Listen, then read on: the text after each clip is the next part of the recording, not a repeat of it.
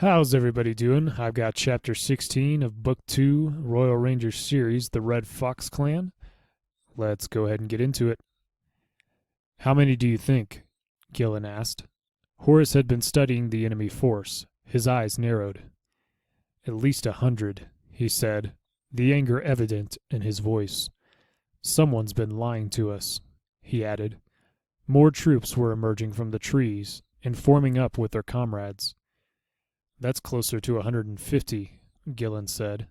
3 times the number we were told to expect.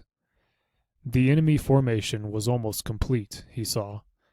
They had formed in 2 ranks, spreading across the edge of the cleared ground.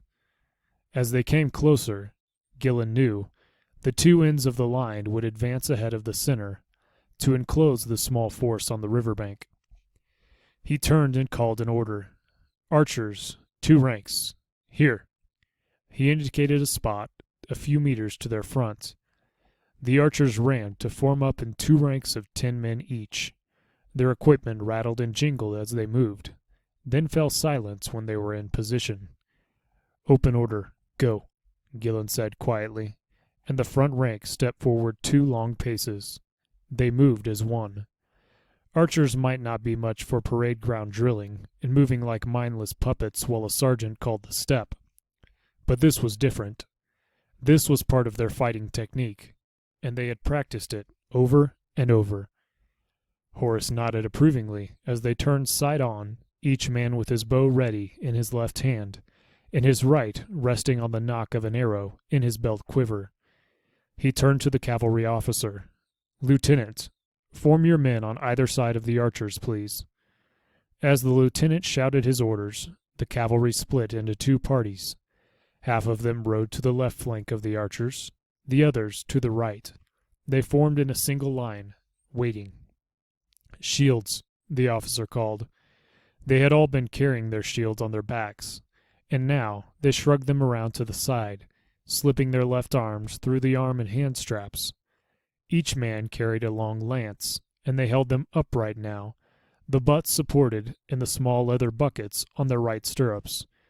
The horses, bred to fight, moved restlessly, snorting and sniffing the air, sensing that a battle was imminent. They're keen to go, Gillen said easily. Horace shrugged. Horses can't count, he said. They were outnumbered more than 3 to 1, as he'd noted earlier. So what now? Gillen asked. We let them come to us, Horace said. No sense in charging them. They'll simply form a shield wall, and we'll lose men trying to break it. Let's use the archers to discourage them. Gillen nodded. Across the open ground, they could hear a series of orders being shouted. They sound like Sonderlanders, he continued. Whatever happened to 50 men, untrained and poorly armed? At least there's no cavalry, Horace observed. That's something to be grateful for. Each of the men facing them carried an oblong shield made of wood, covered with hardened leather and rounded at the corners. Some were armed with spears, some with axes, and the remainder with long swords. Most of them wore metal helmets. The others made do with hardened leather caps studded and banded with metal reinforcement. I'd say they're mercenaries, at least some of them, maybe half, and they've provided weapons and armor for the rest. As I said, somebody's been lying to us.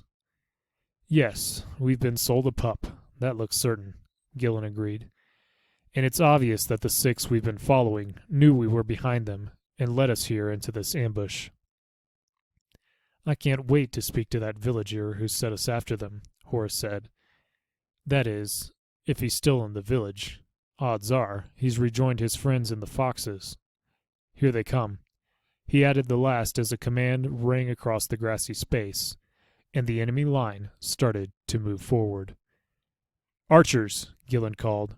5 shafts each, alternating volleys. Ready!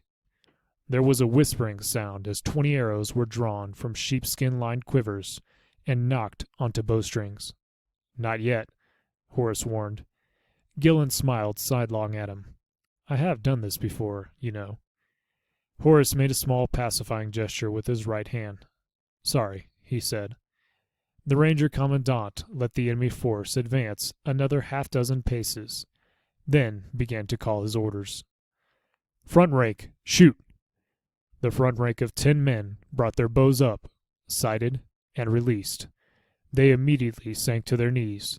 Before the arrows had reached their targets, Gillen called again, "Rear rank, shoot!" Another 10 arrows whipped away, flights catching the air and creating a whistling sound as they did so. "Front rank, shoot!" The front rank had stood once more as soon as the rear rank's arrows were away. Now they drew and shot another volley.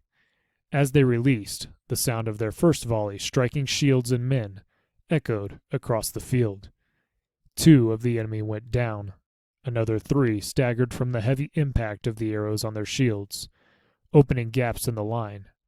At the same moment, the second rank's volley smashed home, and more gaps appeared. "Rear rank, plunging volley, shoot!" Gillen called, and the second rank raised their aim point so that the arrows soared high into the air and plunged down onto the enemy's rear line. Too late, the men behind the front line raised their shields overhead. 4 of them screamed and fell. "Pick a target," Gillen shouted. "Don't just let fly. Front rank, shoot!" Another volley slammed into the enemy formation. More men fell.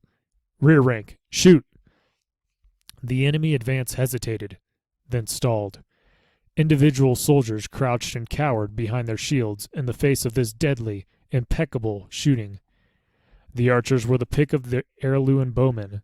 They had trained under the eagle eye of a retired ranger, and, aside from the members of the Ranger Corps itself, were probably the finest bowmen in the kingdom. "Front rank, shoot!" More arrows whimpered away, slamming into shields, helmets, and exposed arms and legs. Having the 2 ranks shoot alternately meant that the enemy was facing a continuous hail of arrows, a withering blizzard of death and injury. It was too much. One of the men in the front rank rose from his crouched position and shoved his way through the men at the rear, holding his shield behind him to protect him from those pitiless arrows. Then another joined him. Then 3 more. Then the entire force was running back toward the tree line and their furious commander. "Cease shooting," Gillen called, and the deadly hail stopped. But it was too late for the enemy to reform their men.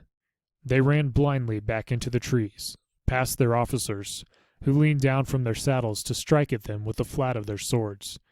"Nestor," called Gillen to the commander of the archers, who he knew to be an above-average shot, "see if you can hit that fellow on the black horse for me." One of the mounted men at the tree line was obviously the leader of the enemy force.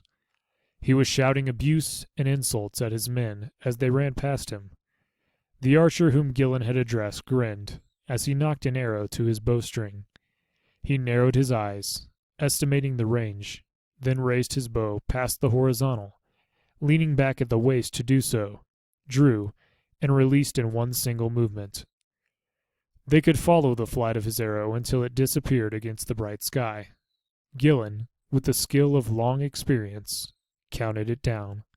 3, 2, 1. The enemy commander gave a sudden yell of pain and twisted in his saddle as the arrow plunged into his left shoulder. Caught by surprise and unbalanced by the heavy impact, he swayed, then fell heavily to the turf. 2 attendants ran forward and half lifted him, dragging him back into the safety of the tree line. "Well done, Nestor," called Horace, and the other cavalrymen and archers applauded the shot. "You'll have an extra ration of meat tonight." He paused, studying the enemy, demoralized and cowed, their disciplined formation totally broken. "Don't think they'll try that again." He urged his horse forward and addressed the archers. "How many of you can ride?" he asked, and all but 5 raised their hands. "Bareback?" he added, and the hands remained raised. "Us can't afford fancy saddles." One of the men grinned, and the others laughed. After routing the enemy as they had, any joke would gain an appreciative reaction. "What have you got in mind?" Gillen asked.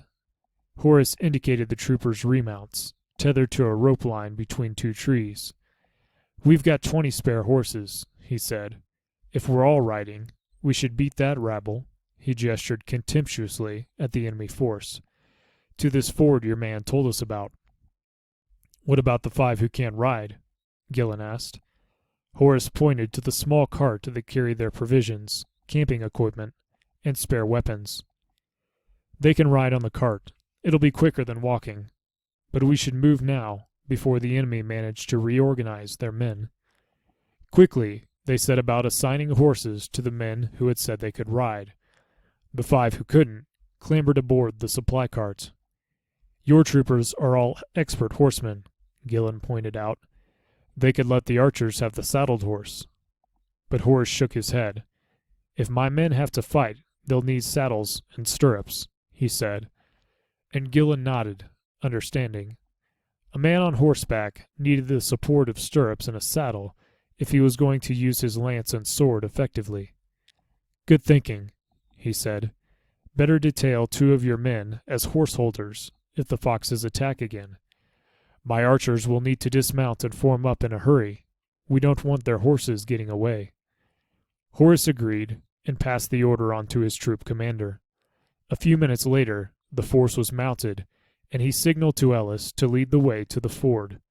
The party trotted off, then increased speed to a canter, hoofs thudding dully on the grass. Horace glanced back over his shoulder at the foxes. They were nursing their wounds and reluctant to move from the cover of the trees. On the green field between the trees and the river, 11 of their comrades lay where they had fallen. All right, that's going to be it for Chapter 16. Thank you, everyone, for joining me.